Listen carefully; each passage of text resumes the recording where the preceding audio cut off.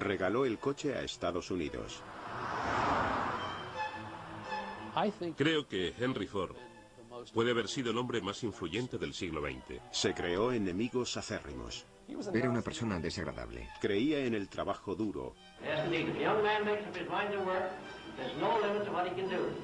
Y exigía trabajo duro. Para trabajar en la Ford tenías que olvidarte de tu dignidad, tu humanidad. Recibió elogios de todo el mundo, desde el presidente Herbert Hoover hasta del enemigo público número 1 John Dillinger. Fue un hombre que cambió nuestro estilo de vida. Fue un mito estadounidense que nos dio la producción en cadena, el modelo T, el V8 y los atascos de tráfico. Es por culpa de mi bisabuelo. Henry Ford.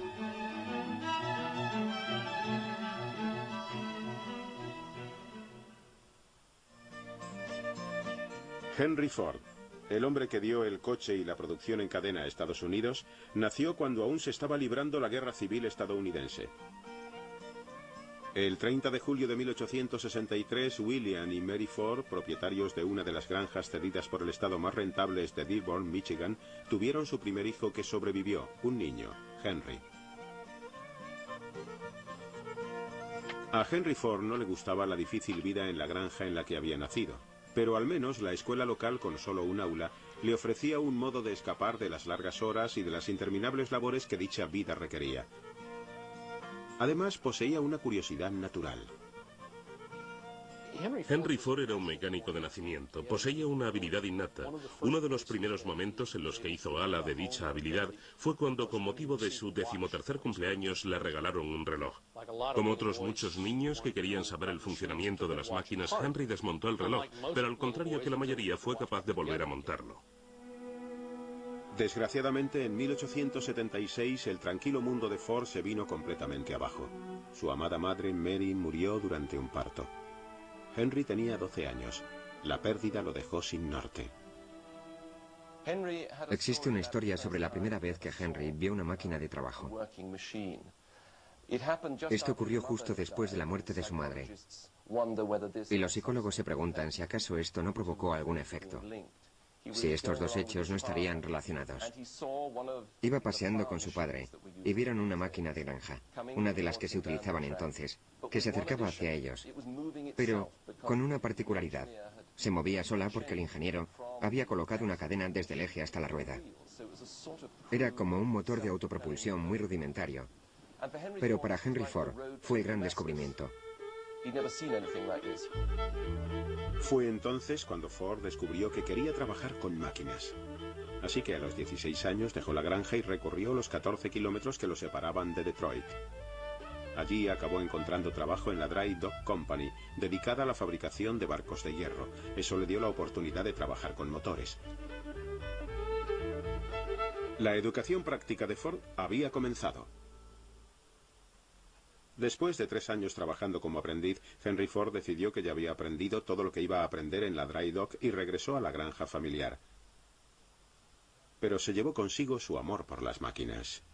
Empezó a trabajar para la Westinghouse Company, que hacía exhibiciones y reparaba máquinas por todo el sur de Michigan. Durante esta época, Henry conoció a una amiga de su hermana Mary. Se llamaba Clara Bryant, y enseguida supo que la quería. Al principio Clara se resistió, pero al final se rindió. Un día de primavera de 1888, luciendo un vestido que ella misma se había confeccionado, Clara Jane Bryant se casó con Henry Ford. Ford creó un hogar en la granja para su joven esposa e intentó establecer una familia. Pero la vida en la granja no satisfacía su ambición. La era industrial invadía las ciudades y Ford quería formar parte de todo aquel ajetreo.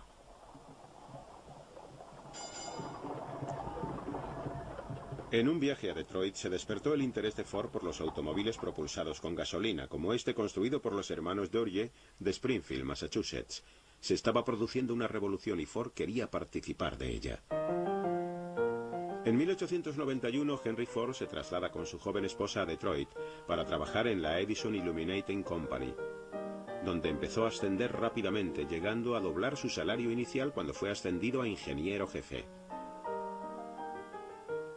El incremento en la renta sirvió de gran ayuda. El 6 de noviembre de 1893, Clara Ford dio a luz a un robusto niño, Edsel Bryan Ford. Con la inspiración renovada, Ford se dispuso a construir el vehículo propulsado con gasolina que llevaba tiempo rondándole en la mente. Henry Ford disponía de una capacidad de concentración enorme. Cuando trabajaba en un proyecto se convertía en una especie de profesor chiflado.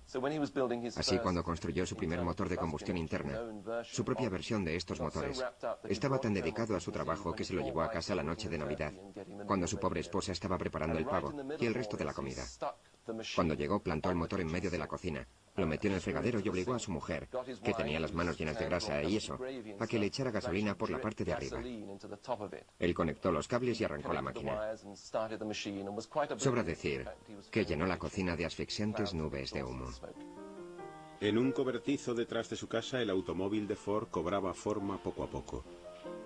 Con la ayuda de algunos amigos de la Edison Company, empezó a construir el vehículo que él llamó cuadriciclo.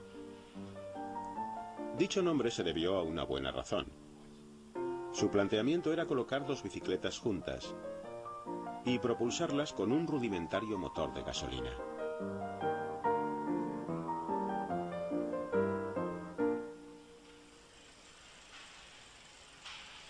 La noche del 4 de junio de 1896 estaba preparado para la prueba definitiva. Aparte de la avería, el viaje fue un éxito. Henry Ford había construido su primer coche. Solo 3 años después se hizo con un patrocinador local para una carrera por Detroit. Cuando terminó la carrera, el negocio estaba firmado. La Detroit Automobile Company se inauguró con Ford como jefe de mecánicos. Pero la aventura solo duró un año. Ford era capaz de arrancar un coche, pero no de fabricar el número de coches suficientes para que arrancara su empresa. Sin embargo, no se desanimó. Al contrario, trazó un nuevo plan: construir un coche de carreras. Ford veía las carreras como un modo de correr el rumor sobre sus coches y dar a conocer el nombre de sus vehículos. Esa fue una de las razones por las que acabó rompiendo con sus patrocinadores en su segunda empresa. Porque se cansaron de su afición a las carreras, querían que se dedicara expresamente a la producción de coches. Pero Ford no dejó de correr, y gracias a su fama, consiguió la financiación que necesitaba para crear la Ford Motor Company. Diseñó el primer coche de su empresa y se dispuso a solucionar los problemas de producción que lo habían invadido en el pasado.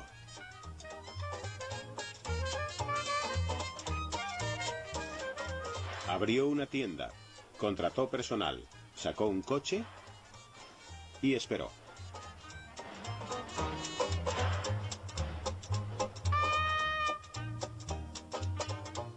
En julio de 1903, Ford vendió su primer coche, un modelo A un dentista de Chicago.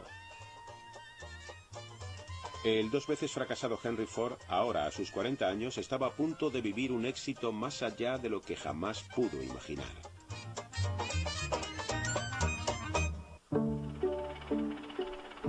En 1904 se habían vendido más de 500 modelos A. Henry Ford, que en la foto aparece con su hijo Edsel, celebró su éxito comprándose su primer traje de etiqueta.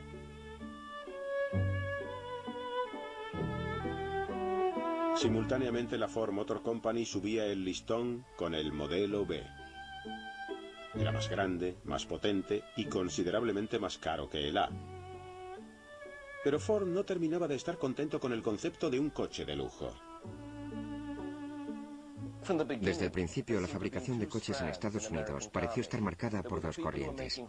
Había gente que pensaba que se trataba de hacer coches no tirados por caballos para los ricos, que los cargarían de cosas y los harían más pesados y lujosos. Y luego estaba Henry Ford, que pensaba que los coches debían ser capaces de recorrer caminos sin asfaltar y atravesar los arados de los campos. Un granjero tenía derecho a usar un coche y a quitarle una rueda y a arreglarle la cadena, al igual que cortaban árboles o descascarillaban el maíz. Eso fue lo que más le interesó desde el principio. Henry Ford trasladó su concepto a la tienda y estuvo probando hasta que dio con su coche ideal. El modelo T. El Modelo T era sencillo, muy fiable para aquellos tiempos y muy resistente. Se levantaba mucho del suelo, tenía mucha distancia del suelo, lo cual ahora parece extraño que fuera considerado como ventaja, pero en una época en la que la mayoría de los caminos eran para carros, la distancia del suelo era muy importante y también era barato.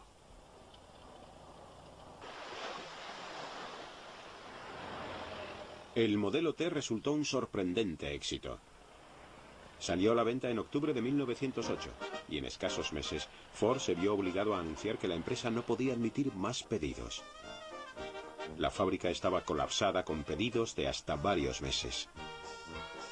Henry Ford había conseguido fabricar un automóvil para las masas, pero esto le creó un nuevo problema: cómo plantear la producción para satisfacer la demanda.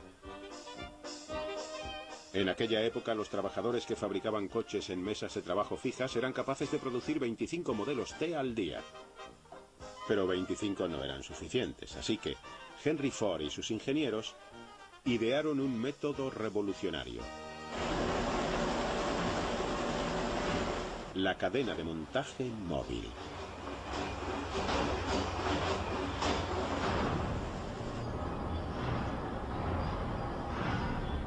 Agosto de 1913. Se pone en movimiento un chasis en la planta de Highland Park de Ford. Se mueve recorriendo una cadena de hombres y piezas cuidadosamente dispuestos. Eficacia máxima. Con el antiguo sistema, un hombre tardaba 12 horas y media en fabricar un modelo T. Con el chasis en marcha, ese tiempo se reducía a más de la mitad. Un año después, solo se tardaría 93 minutos en fabricar un coche. Con una producción cada vez más eficaz, Ford pudo reducir el precio de sus coches en cientos de dólares. La reducción de precios le permitió conseguir lo que siempre había considerado sus dos objetivos en la vida: acercar los placeres del automóvil al mayor número de personas posible y crear más puestos de trabajo bien pagados para los obreros. Pero había un factor de la ecuación que aún no se había considerado: la producción en masa consumía al trabajador. El obrero solo tenía que realizar una única labor cuando la pieza pasaba por su puesto una y otra vez, hora tras hora, día tras día. La repetición infinita pasaba factura. Para trabajar en Ford en aquella época, debías dejar de lado tu dignidad, tu humanidad y tu sentido de ti mismo. No teníamos ningún control sobre las cosas. Estábamos a merced de la Ford Motor Company.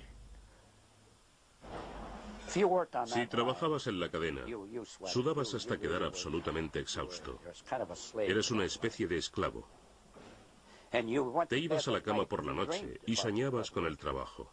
Te pasabas la noche trabajando en sueños.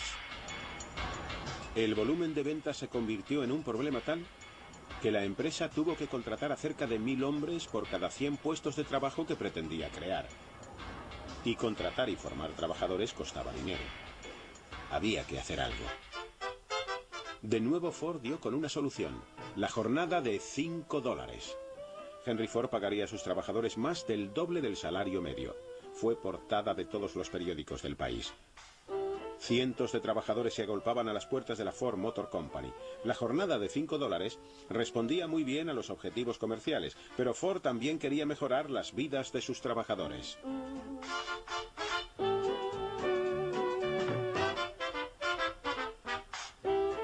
Henry Ford había experimentado dos buenas dosis de éxito, primero con el modelo T y luego con la jornada de $5. Con la seguridad que suponía el beneplácito de la opinión pública, empezó a considerar iniciarse en otros asuntos. Con una guerra recién estallada en Europa, Ford lo intentó con la política internacional. Un joven periodista enviado a entrevistar a Ford volvió con un artículo en el que citaba palabras textuales de Ford, afirmando que daría todo lo que poseía por parar la guerra. La noticia fue extendiéndose hasta que una conocida pacifista acudió a Ford, en quien encontró una persona dispuesta a escuchar.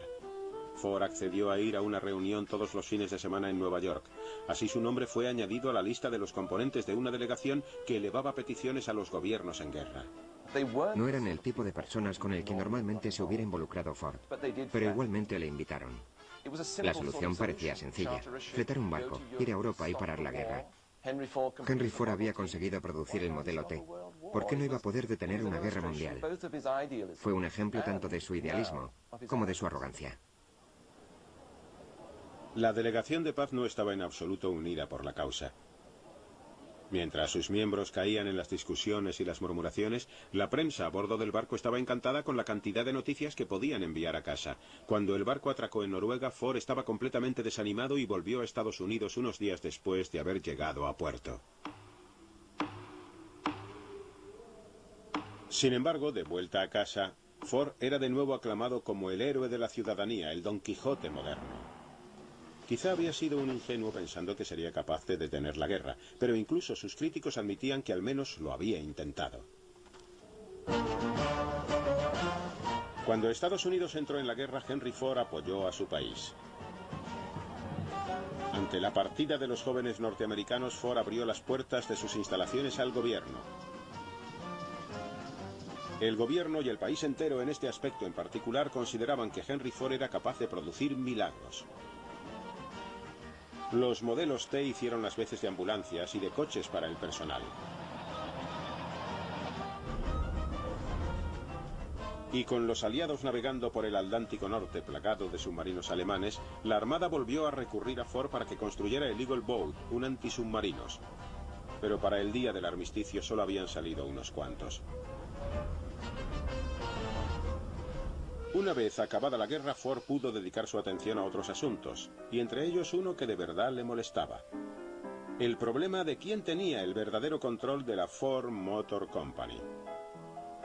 Creo que en 1919, cuando compró las acciones de todos sus accionistas, las cosas empezaron a cambiar de verdad para Henry Ford. Estaba convencido de que interferían demasiado en la forma en la que él quería dirigir la empresa, así que les compró todas las acciones a un precio elevadísimo y se convirtió, junto con su mujer y Edsel, en el único propietario de la Ford Motor Company. A partir de entonces, él personalmente poseía la mayoría de las acciones. Dirigió la empresa como un verdadero dictador, no tenía que responder ante nadie más, y en mi opinión, su caso fue el caso clásico de la corrupción del poder absoluto.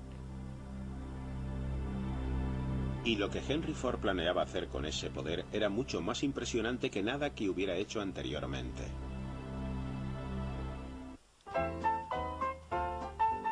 El hombre inteligente y estricto que dirigía la Ford Motor Company no se parecía en absoluto a aquel que era en su casa con su familia. Recuerdo que mi bisabuelo era muy alto y delgado y tenía una increíble fuerza en las manos. Me acuerdo de eso porque siempre que íbamos a verlos, primero me daba la mano y luego un beso y me saludaba, y yo pensaba: Dios mío, me ha roto algún hueso. Era muy dulce cuando se trataba de estar con niños. No se pasaba el día con no hagas esto o no hagas lo otro.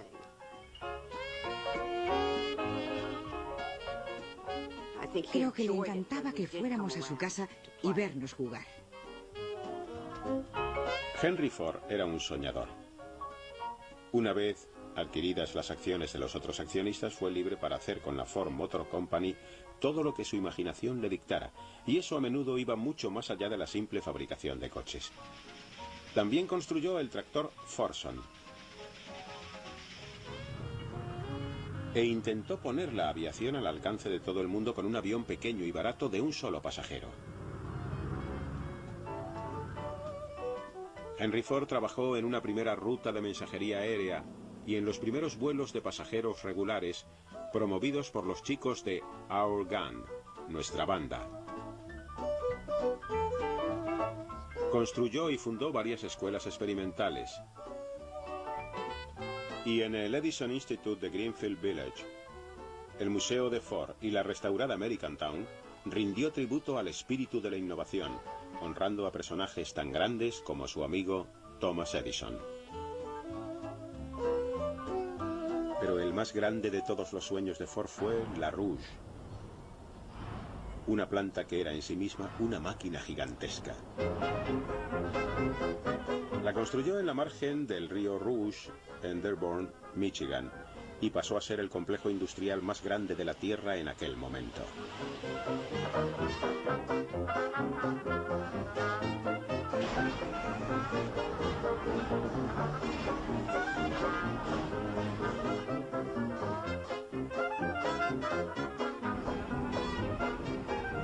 Hoy día sigue siendo una maravilla industrial, un tributo perenne al poder de los sueños de Henry Ford y a su increíble determinación.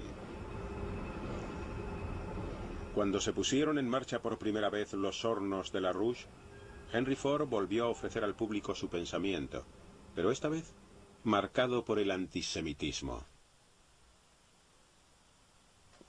El antisemitismo era muy habitual entre las comunidades de granjeros del Medio Oeste a finales del siglo pasado. Este pensamiento iba acompañado por una desconfianza en el este, en el sistema de banca y en todas las cosas de ese estilo. Y los prejuicios de Henry Ford eran los propios de un granjero del Medio Oeste. Pero lo más trágico es que él tenía el dinero y la arrogancia para poner sus ideas sobre un papel y publicarlas en su propia revista, que se encargó de difundirlas por todo Estados Unidos. Y por supuesto, de convertirlo en el hazmerreír. A través del Dearborn Independent, Ford culpaba a los judíos de todo, desde la guerra mundial a la falda corta, las películas baratas y la música de jazz. Solo cuando tuvo que enfrentarse a un juicio por difamación, a la desaprobación pública y a los continuos ruegos de sus amigos, pidió disculpas. Pero también los hubo que dudaron de la sinceridad de dichas disculpas. En julio de 1938 Ford aceptó la Gran Cruz Alemana, el más alto honor que el Tercer Reich podía otorgar a un extranjero.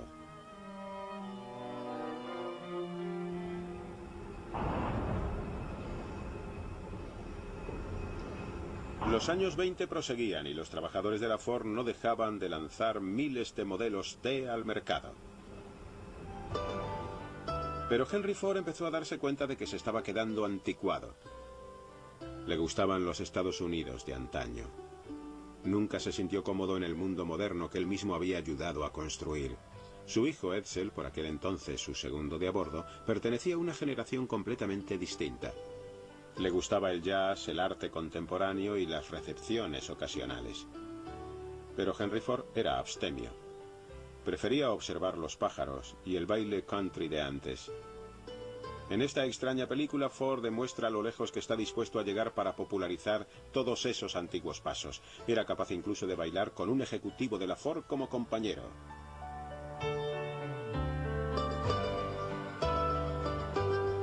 Mientras Henry Ford bailaba, el mercado experimentaba cambios inimaginables para él. Por primera vez en casi 2 décadas, el Tin Lizzie, la lata Lizzie de Ford, se enfrentaba a un serio competidor. El coche que puso en peligro el modelo T fue el Chevrolet. General Motors se dio cuenta enseguida de lo que Edsel Ford había reconocido, que según estaba el mercado, la necesidad real de automóviles estaba cubierta y de que ahora se trataba de convencer a la gente de que se comprara un coche nuevo, aunque el antiguo aún funcionara. Una de las maneras de conseguirlo era fabricar cada año un coche con una forma diferente al modelo anterior, para que pareciera más moderno. En mayo de 1927, la era del modelo T tocó a su fin. El éxito del Chevrolet demostró que el público quería estilo, no solo utilidad. La lata Lizzie había quedado obsoleto sin remedio, relegado a una campaña de reciclaje.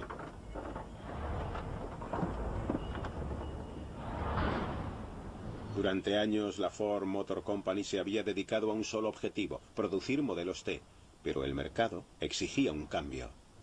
Edsel fue el único que supo convencer a su padre, Henry Ford, de que tenían que volver a sacar el modelo A porque, bueno, el modelo T era un coche estupendo, pero llevaban fabricándolo 20 años y no habían incorporado apenas cambios. Y un cambio era justo lo que Ford necesitaba, pero llegó a un precio. Miles de trabajadores de Ford fueron despedidos. Tuvieron que quedarse sentados en sus sillones, mientras Henry Ford trataba de imaginar un modo de recuperar su posición en el mercado. A los 64 años tuvo que empezar de cero, pero el anciano propietario estaba preparado para el reto. Con el lanzamiento de un moderno modelo A, la Ford Motor Company resucitó a toda marcha. El modelo A era un coche magnífico. No era revolucionario como el T, no era un coche que sobrepasara las fronteras del diseño de automóviles, pero era increíblemente moderno, actual. El modelo A resultó todo un éxito para la sociedad de Henry y Edsel Ford. Durante años su relación había ido enfriándose. Henry quería que su hijo fuera más estricto, más tajante, y creía que contradiciendo públicamente las decisiones de su hijo y manifestando su desacuerdo con él cada vez que tenía oportunidad, provocaría la reacción de Edsel. Creo que era una persona más débil. No tenía esa fuerza. Es decir, Henry Ford era más estricto. Edsel era un hombre más agradable, pero siendo agradable, no necesariamente se llega lejos. Sin embargo, con el éxito del modelo A, Henry y Edsel Ford fueron en la misma dirección. Probablemente fuera el único coche en el que de verdad colaboraron estrechamente. Henry se dedicaba a los detalles mecánicos del coche y Edsel sobre todo al aspecto exterior del vehículo. Quizá, si hubieran sido capaces de colaborar así antes y de mantener esa estrecha colaboración, Ford no hubiera perdido su posición líder ante General Motors. Octubre de 1929. De Wall Street llegan noticias alarmantes. La bolsa ha entrado en crisis. Millones de personas se quedan sin trabajo. Por supuesto, la enorme fortuna personal de Ford lo mantiene al margen de la depresión por la que atraviesa el país. Normalmente, hablar en público dejaba paralizado a Ford, pero en esta ocasión reúne a sus amigos Thomas Edison y Harvey Firestone en un histórico programa de radio para dar su opinión acerca de la depresión. If a young man makes up his mind to work, there's no limit to what he can do. But if he makes up his mind to go at it without the idea of work, he hasn't much chance. He must study and work, and he must go back in any art as far as he can, just dig up the very beginning. And he must, the more he goes back, the further he will be able to see ahead. A pesar de lo apartado que se encontraba Ford de la crisis por la que pasaban las personas de a pie, estaba a punto de ser testigo de cómo la depresión se apostaba a la entrada de su propia casa, llamando justo a las puertas de la magnífica planta del río Rouge. La depresión devastó a la clase trabajadora norteamericana. Para muchos no había trabajo, no había dinero ni había esperanza. La Ford Motor Company estaba en mejor situación que la mayoría. La empresa prosiguió su actividad el primer año o los 2 años siguientes con una fuerte proyección del modelo A. Henry Ford incluso libró una batalla de un solo hombre contra la depresión, elevando los salarios de sus trabajadores y reduciendo el precio de su automóvil. Pero no pudo mantener mucho tiempo esta situación. En 1931 la depresión llegó también a Ford. Después de 3 años en el mercado, las ventas del modelo A cayeron drásticamente. El Chevrolet, con su motor de 6 cilindros, y el nuevo Plymouth causaron graves daños a la cuota de mercado de Ford. Una vez más, se vio obligado a detener la producción y enviar a sus trabajadores a casa. Los que se quedaron sufrieron una reducción en sus salarios. La frustración se desbordaba hasta que un frío día una muchedumbre se reunió para marchar sobre la planta Rouge y enfrentarse a Henry Ford con una demanda de más puestos de trabajo. En los límites de la ciudad de Dearborn se apostó la policía en masa, pero los manifestantes ignoraron sus órdenes de dispersarse. La policía atacó y se desató una reyerta a gran escala.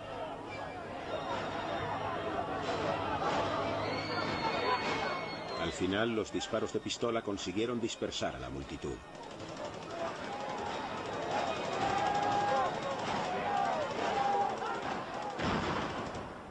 Al terminar el enfrentamiento, 4 jóvenes manifestantes yacían muertos en el suelo y 5 murieron varios días después.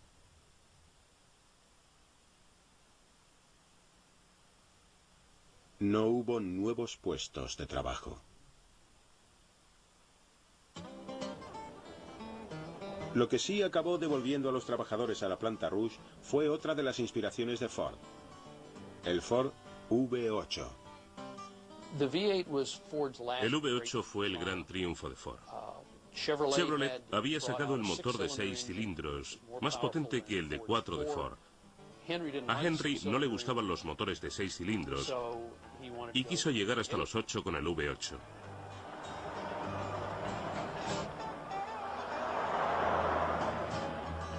El V8 era un descapotable de 2 plazas capaz de recorrer de 115 a 130 kilómetros por hora y si le quitabas la capota aún corría más. De todo el mundo llegaron elogios que rendían tributo al regreso del genio de Ford. Las cartas de sus admiradores incluían además algunas sorpresas. John Dillinger, el enemigo público número 1, escribió a Henry Ford diciéndole: «Hola viejo amigo, tienes un coche estupendo. Es un gusto conducirlo. Su eslogan debería ser: conduzca un Ford y vea cómo el resto de los coches quedan a su espalda. Puedo hacer que cualquier otro coche se trague el polvo de un Ford». También Clyde Barrow, de la conocida pareja Bonnie and Clyde, sintió que debía elogiar a Ford. «Aunque mi negocio no haya sido estrictamente legal», escribió, «no violo ninguna ley si le digo el coche tan maravilloso que han creado con el V8». Con el éxito del V8, Ford encontró tiempo para dedicar su atención a la campaña de reelección del presidente Herbert Hoover en 1932. A Ford aún le intimidaban mucho los discursos en público, pero pronunció estas palabras: I support the best man for the job. Herbert Hoover should be allowed to carry out his program, and I think he will. He has faced the enemy for 3 years now. He knows all the tactics of the forces of destruction. Why bring a new recruit and retire a seasoned leader? I think of him as a human-hearted, honest-minded, hard-working Hoover. Pero los electores no estuvieron de acuerdo con la opción política de Ford en 1932. Sin embargo, dadas las ventas de su V8, Henry Ford y su hijo Edsel tenían razones para sentirse optimistas frente al futuro. They have been asking us what we think of the coming year. All I can say is that we feel pretty good about the outlook. The United States, even when it is running in low, is a pretty big business proposition. But I believe the country is getting ready to make a very decided step forward next year, and we are doing all that we can to help it along. What do you think of that, Father? Well, I think everybody's decided that they've got to go to work. And I think from now on, there's no one can stop this great country from going ahead.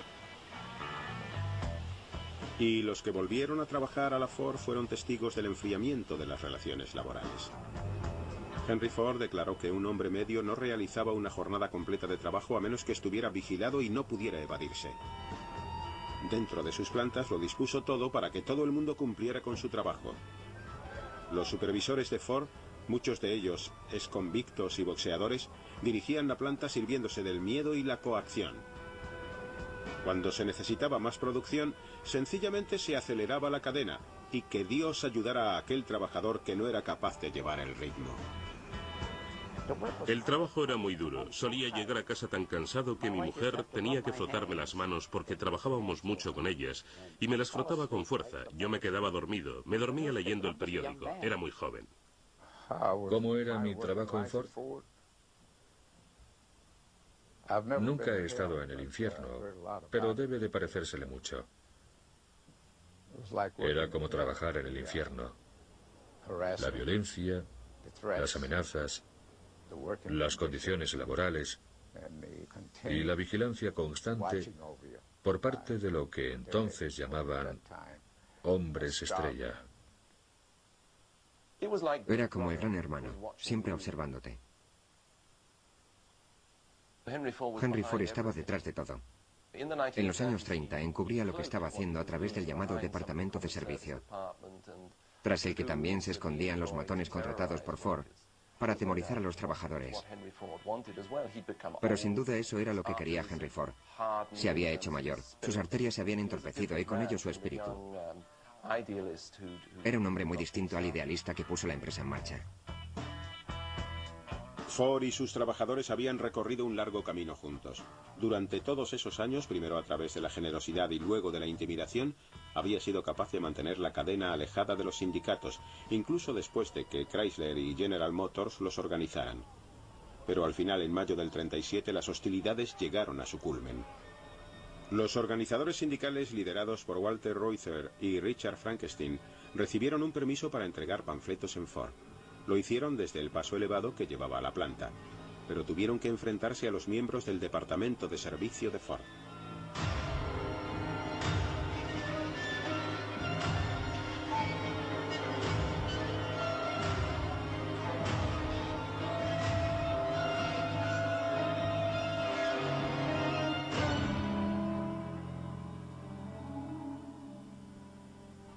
El conflicto a las puertas de la Ford dejó maltrechos a los líderes sindicales, pero no sirvió para conquistar sus reivindicaciones. Hicieron falta 4 años más de tiras y aflojas antes de que por fin estallara una verdadera protesta. El 1 de abril de 1941, Andy Dewar, uno de los trabajadores del laminador, cambió la historia laboral en Ford. Un día, Andy simplemente se cabreó. Tuvo una discusión con el capataz y con una especie de acento irlandés o escocés le dijo: «Me cago en la leche, estoy hasta las narices de tragarme esta mierda, déjeme en paz, voy a hacer huelga, ¿sabéis, chicos?». Miró hacia arriba de las cadenas. «¡Huelga, huelga!». Otro tío empezó a gritar: «¡Huelga, huelga, huelga!». El grito corrió de un departamento a otro del laminador y de repente toda la planta se paró. Allí es donde se llevaba a cabo el acabado del acero y sin él no se podía hacer ni un solo coche. Ford estaba preparándose para una dura batalla cuando su mujer lo sorprendió tomando partido. Clara Ford le exigió que llegara a un acuerdo con el sindicato. Que Clara interfiriera no resultaba nada propio de su carácter, pero esta vez temía que la situación acabara provocando un enorme estallido de violencia, así que amenazó a su marido con abandonarlo si no ponía fin a las hostilidades. Ford llamó a su representante y le dijo que firmara. Eso fue todo. La Ford Motor Company contaba ya con sindicato.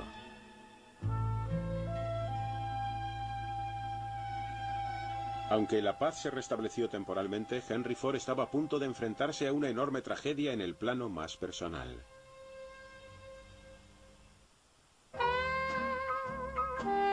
Edsel Ford había sido presidente de la Ford Motor Company desde que tenía 25 años, pero nunca hubo dudas respecto a quién llevaba las riendas. Henry Ford era ingeniero y manitas. Edsel era un hombre completamente diferente. Era un caballero. Era un hombre que destinaba fondos a las artes de Detroit. Era el diseñador. Un manitas moderno. Un hombre con el que me da la sensación que su padre, Henry Ford, tenía dificultad para relacionarse porque eran personalidades completamente opuestas.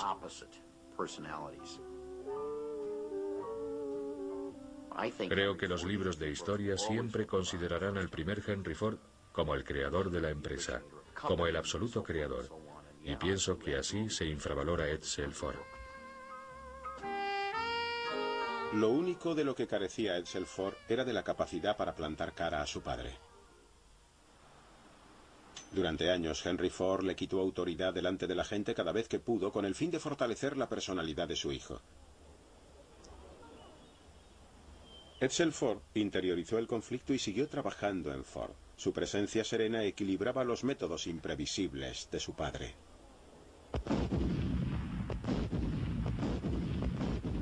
Cuando estalló la Segunda Guerra Mundial, los aliados sufrieron una derrota tras otra. Lógicamente, el país recurrió a la industria para pedir ayuda. Se esperaba que cada uno aportara su granito de arena. A Ford se le pidió que fabricara jeeps, vehículos para el transporte de tropas, tanques, camiones y demás, pero el proyecto más importante para la empresa fue el bombardero liberador B-24. Con un Henry Ford que se acercaba a sus 80 años y aún no recuperado de un infarto, la supervisión recayó ampliamente sobre Edsel, que tenía sus propios problemas de salud. Aún así, los portavoces de la empresa se mostraban lo suficientemente optimistas como para anunciar que cada hora saldría de su planta un B-24. Pero a finales de 1942 solo se habían construido 6 aviones, muy por debajo de las previsiones.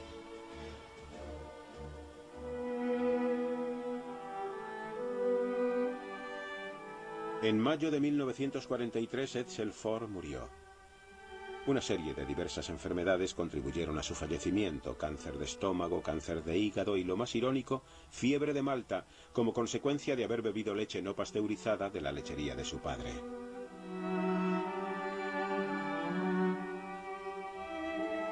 Se dice que Henry Ford nunca fue el mismo tras la muerte de su hijo.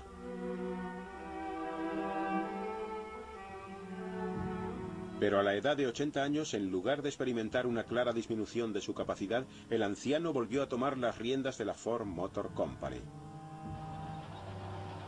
Las noticias llegaron a Washington. Como el tercer contratista de defensa más importante del país, Ford desempeñó un papel muy importante en la guerra. Con su producción pasando por graves problemas, se habló incluso de incorporar gestores externos o de nacionalizar la planta. En agosto de 1943, la Armada envió a Henry Ford II, de 26 años, a casa, a Dearborn y a la Ford Motor Company. Quizá el nieto de Henry Ford fuera capaz de poner orden al caos en que estaba sumida la Ford. Después de la Segunda Guerra Mundial, uno de los ejecutivos de la Ford, Jack Davis, dijo que la empresa no estaba muriendo, que estaba muerta, que ya se apreciaba incluso el rigor mortis. Durante meses, Clara Ford había estado animando a su marido para que se retirase y dejara camino libre a su nieto. Pero Ford no claudicó. Al final, la viuda de Edsel, Eleanor, se enfrentó a su suegro. Amenazó con vender sus considerables participaciones en Ford si su hijo no era nombrado inmediatamente presidente. Al final, el anciano tuvo que acceder. En septiembre de 1945, el trono pasó a Henry Ford II. Dejando atrás el activo papel que había desempeñado hasta entonces en la empresa, Henry Ford empezó a desconectar del mundo. Pasó algún tiempo en Greenfield Village y realizó algunas apariciones ocasionales en las recepciones de la empresa. Pero las reservas de energía que lo habían mantenido durante sus 70 se habían agotado. En abril de 1947, Henry Ford apoyó la cabeza en el regazo de su mujer y murió. La causa de la muerte fue un derrame cerebral. Tenía 83 años. Cientos de miles de personas hicieron cola para ver el cuerpo yacente de Henry Ford.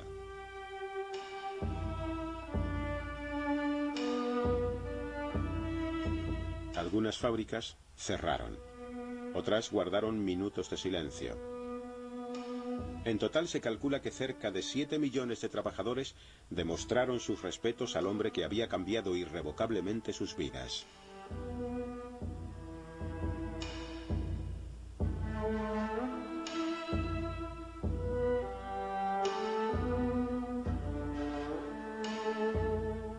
Y en Detroit se hizo un llamamiento a los conductores para que pararan justo en el momento en que el cuerpo del fabricante de coches se introducía en la fosa.